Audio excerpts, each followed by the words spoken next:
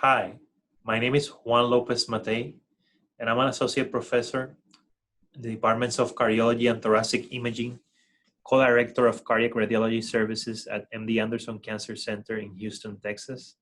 And I'm going to talk to you about how fast sync works. These are my disclosures.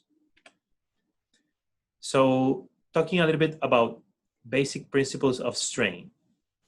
So when you're calculating systolic strain, all that you're looking is the distance between 2 points in the myocardium, because you're assessing the mechanics of the myocardial fibers. And basically, you look at the initial distance and how close the points come together. And with that, you can determine the strain. So there are different ways of measuring strain and different modalities.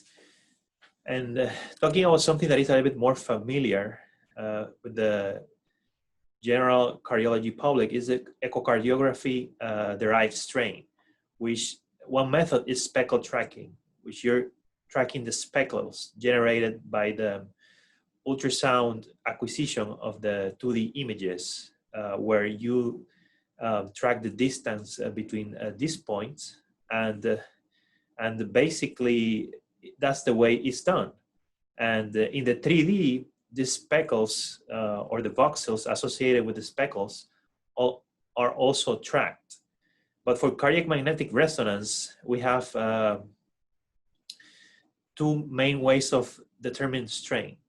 One way is feature tracking, which you're just tracking the distance among points within the myocardium. And these points, the points are the pixels. So you're tracking the pixels in feature tracking. And in tissue tagging, basically you are, before you acquire the images, you generate some tags and you're gonna track the distance between those tags. And tissue tagging is, there's multiple sequences or techniques to assess tissue tagging, and fast sync is part of that family. The fast sync pulse sequence, which is like, if you think about MRI as the hardware, imagine that you have the machinery of the MRI as the hardware, and the sequence, the pulse sequence is the software or the program that is going to make this hardware or the MRI equipment to acquire the images. And I'm just simplifying this as much as I can. So basically, in the program or the protocol of the image acquisition, when you talk about fast sync, you're going to have, and this is true of most tissue tagging techniques, you have an encoding portion of this pulse sequence where you're just going to tag the myocardium, and then after that happens, the rest of the cardiac cycle is going to be image acquisition. And in this case, if you see these three panels here, after you generate the tags, you're going to acquire low tuning and high tuning frequencies. And we're going to go a little bit deeper into how you generate these images. But basically, you have the low tuning frequencies and the high tuning frequencies, which means the high tuning frequencies is where the strain is the highest, and the low tuning frequencies when the strain is the lowest. And then you can generate a parametric map like this, where you can measure the values, the strain values through of all the myocardial segments that you acquire.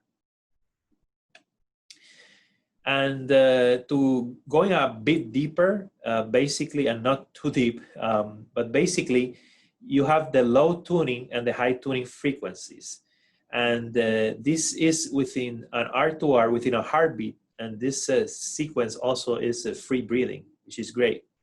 So basically, interweaving the low tuning acquisition and high tuning acquisition, high tuning frequency acquisition, you're gonna generate an image that is gonna, or a phase that you're gonna be basically acquiring through the R2R. And one of the biggest difference among these techniques, and this is true about SENC, is that the way the way the tagging happens is parallel to the imaging that you're acquired. That's why when you are measuring the strain, you usually are the strain is going to be perpendicular. The strain value is going to be the perpendicular value of the image that you're acquiring. And for example, so these are the tags, and let's say these are the tags in a resting imaginary position that, you know, there's no movement at all, but when you have the heart is moving, right, and there's contraction and relaxation.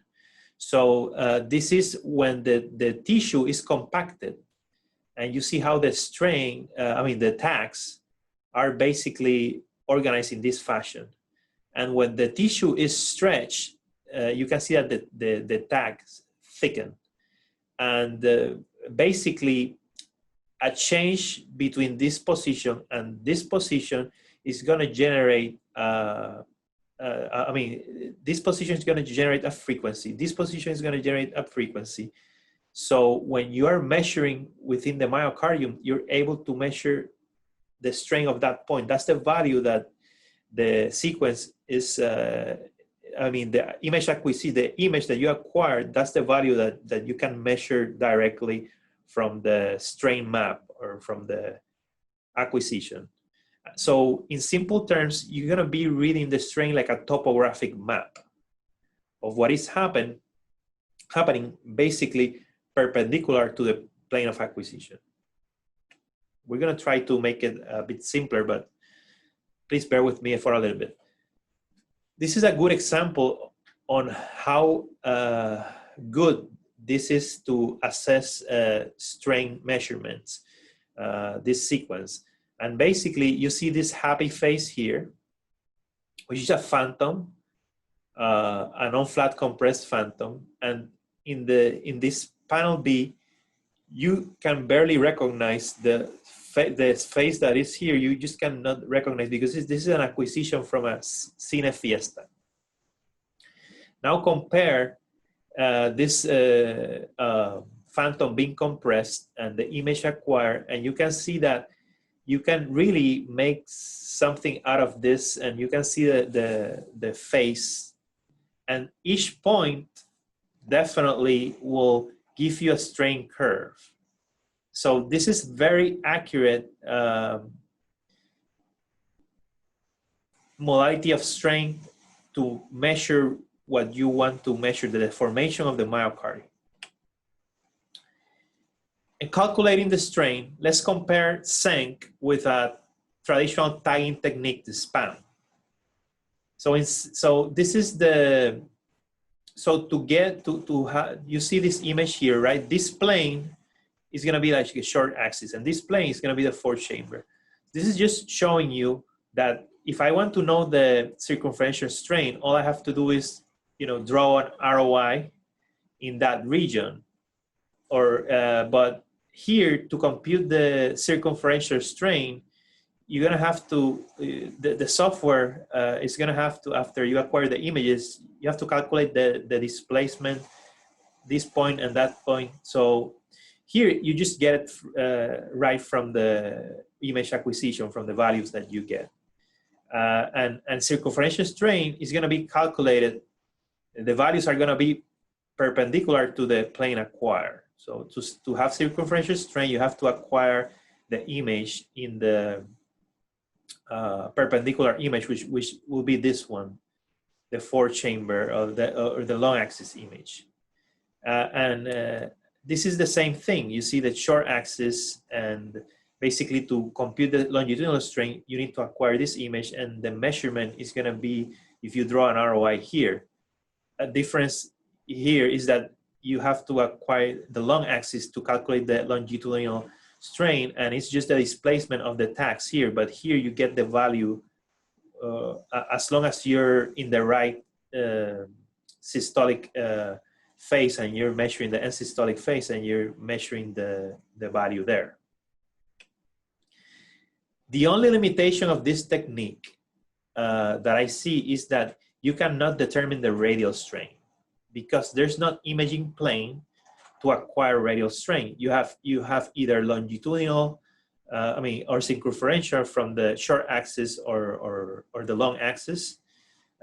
Long axis acquisition will be circumferential, and short axis acquisition will be longitudinal strain. And this is just an example on how you do a measurement. And basically you adjust the size of the image a little bit for you to see where you're gonna draw your contours. You're gonna find that end-systolic phase. And you see, when you see green and blue, that's good. Those are normal strain values. And there's a little bit of yellow, but mostly green and blue is good. And you see how we're drawing that contour there in the ventricle and that in the epicardium. And then all that is inside the myocardium with that region, you're gonna get different values per segment. And you can also do the same thing with the RV. And this is just an example on a case of anthracycline-induced subclinical dysfunction where this patient, before receiving 2 cycles of anthracycline-containing regime, basically you can see that predominantly the segments are either green or blue, which that's normal. And here you're gonna use this to calculate the longitudinal strain. And here you're gonna use this to calculate the circumferential strain. And you see predominantly a lot of blue and green here as well. After 2 cycles of the anthracycline containing regime, basically you see more yellow. So these are segments that are dysfunctional. Here, the longitudinal and the circumferential, and you're gonna see that some segments got worse. And the EF in this case didn't change, but certainly there's some evidence of dysfunction, and it's very important to. I think it's an upcoming technique, and there's data that is accumulating, and you're gonna hear more about that.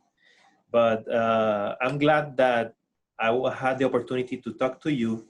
I hope you understood a little bit more about how this sequence works, and have a nice day and enjoy the rest of the webinar. Thanks.